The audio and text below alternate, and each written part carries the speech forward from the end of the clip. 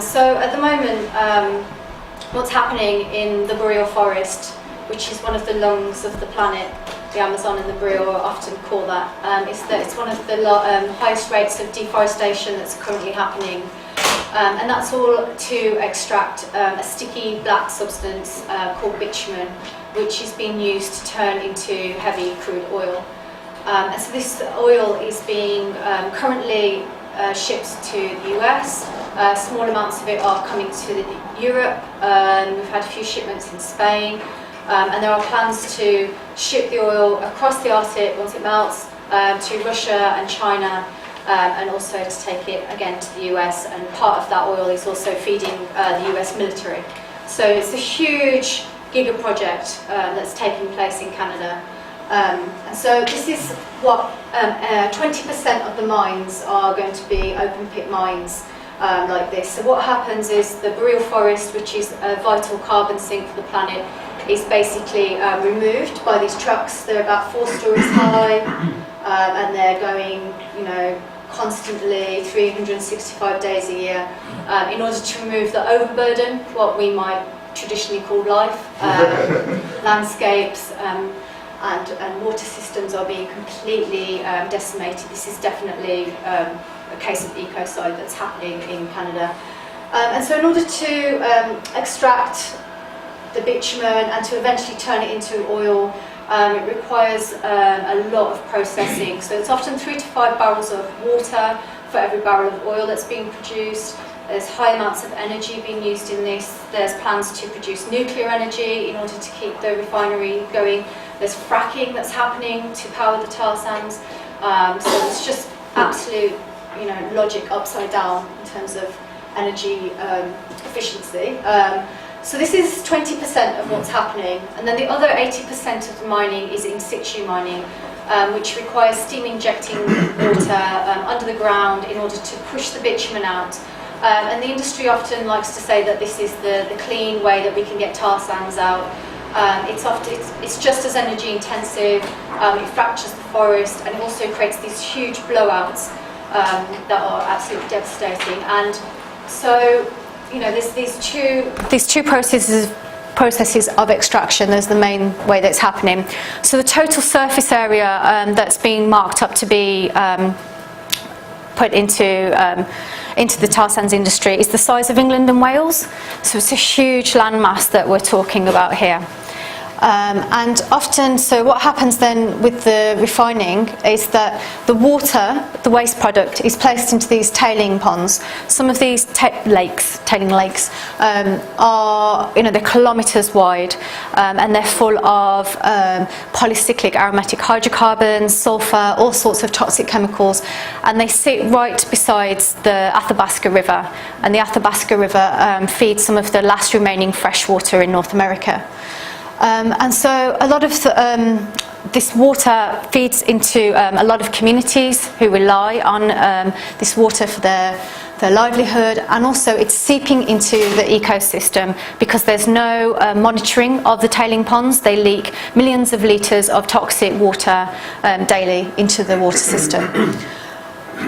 So yeah, this is what it looks like. I was there just in June, and the community, we walked through the mines, and it was absolutely horrifying. What was once, pristine forests where traditional lifestyles were taking place is now it's like the moon. Like it's like Mordor. Like it's actually like Lord of the Rings. The refineries look like cities. It's scale unprecedented in history in terms of an industrial project, and you're seeing that basically every major oil company and financial institution is invested in the tar sands. So for the past, since 2009, the UK Tar Sands Network has been working in solidarity with the indigenous communities that live near this project. There's many indigenous communities that live north of it and on the territory where it's actually taking place. So similar to the story that we heard before, a lot of those communities are experiencing rare autoimmune diseases, cancers. They are seeing that the traditional foods that they've relied on for millennia, moose, caribou, are now full with tumours. and the fish as well. So they can no longer rely on their traditional foods or their traditional medicines that they collect. So for those communities, it's a matter of life and death at this point. Often many of those communities are employed by the industry because of the history of economic colonialism has pushed a lot of communities onto reserves and into poverty, so they are reliant on this industry as well. But many of those communities now are taking a stand because it's basically, the end of the line in terms of what this means for the future of their livelihood. And so many of the communities are now working to assert their traditional land rights. When I went to the Healing Walk, I was there with my sisters Melina, Ariel and Crystal, and they're 3 young women who are really leading the battle against the tar sands. So Ariel is currently working to stop the expansion of the Shell mine, and they want to double basically the Shell operations, which is one of the open pit mines that you saw. So they're trying to assert both their traditional land rights and also to make sure that agreements for past projects are being upheld. And one of those things is that there were studies done on the caribou. So basically, those studies won't happen, and what they found now is that basically tar sands is going to push the caribou into being an endangered species, and also that the community impacts, the health impacts, have not been looked at either by the Canadian government or by Shell Canada or anyone there. There's actually been no environmental monitoring of this project on a mass scale at all.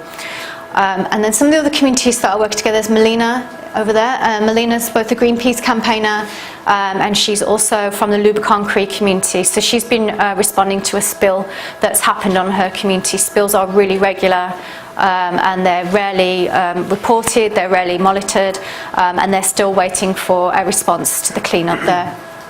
So it's hugely having an impact on those communities there. And so the other case also is the Beaver Lake Cree case, and that's a constitutional challenge because a lot of Canadian Indigenous communities have a constitutional right to have free, prior and informed consent about any projects that happen on their land, and that has not happened, and so they are taking constitutional challenges against these projects. So many of these projects are illegal, they shouldn't have gone ahead, but they've just been pushing them forwards and forwards. Often the band council, it's a small council, are receiving hundreds of applications for permits for projects constantly. So it's very difficult to come up with to respond to all of that. But in the face of all that, there's an incredible story of resistance that's emerging there. As the tar sands is landlocked, in order to get this to international markets, it's going to need pipelines to be built that go along the west coast, across Canada, all the way to the refineries in the east coast to bring the oil to Europe, and also pipelines to bring it down south.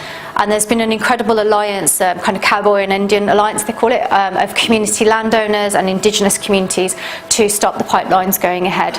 So now there's a push to get the Keystone XL pipeline through, and that's kind of still in the works there. And also the BC coastline that goes up along the west coast, that is all unceded territory. So those communities actually never gave up their land rights there. So there's a huge wall of opposition there. So you're seeing that Canada's getting more and more desperate to push this oil out. So they're now moving the oil by rail, and there's been huge explosions of the oil there. They're trying to shipping tankers, but it's really looking like it's not going to go ahead the way that they planned. There's been huge divestments, pulling money out of the tar sands because investors are starting to see now that this is an absolute shit show. It's not going to go ahead in the way that they planned. It's been happening for 50 years, this project, but it's since about 2009, 2007 that communities have become aware of what's happening there, and that they've started to call for monitoring and for evaluation of what's happening there. So since 2009, we met with, by fortuitous events, we managed to meet up with some of the Indigenous communities there. We started a campaign in the UK, and what was really, really vital about UK action on tar sands was that it gave an international lens on what was happening, because Canada has a serious history of systemic racism and colonialism and genocide against its First Nations people. So there was a failure to listen to the health concerns of those communities, and it's often seen that, well, it's the sacrifice communities, it's a few people just up there, that's okay, it can go ahead. So we really tried to internationally amplify what was happening to those communities on the ground, and also to the major companies that are operating there, BP and Shell. We thought that it was great if we could shine a light on their operations there, so we've worked a lot with going into their shareholder meetings, trying to explain the risk involved in this investment, and also the human rights violations, and then working with groups like Liberate Hate and Art Not Oil to show work against the social licence that they currently have to operate as well. And another piece of the puzzle in terms of how we're implicated in this in Europe is the fact that shipments are starting to come now through Spain into our fuel supply. And there was an initiative that started in 2009 by the EU Parliament to label tar sands as more polluting than conventional oil. And for the past few years, we've been trying to fight to get that piece of legislation through, and it was met with unprecedented lobbying by the Canadian government. Canada and Europe were also in trade negotiations for the past few years, so they basically used the weight of the trade negotiations to push the tar sands label out. And now it's still in its final stages, but we're seeing like the most aggressive lobbying that we've ever seen. And I think people often think of Canada as, you know, green and fluffy and mounties, and it is those things. I lived there for 15 years, it's great. But it also has this government that has basically become a petro-tyranny at this point. They pushed through a bill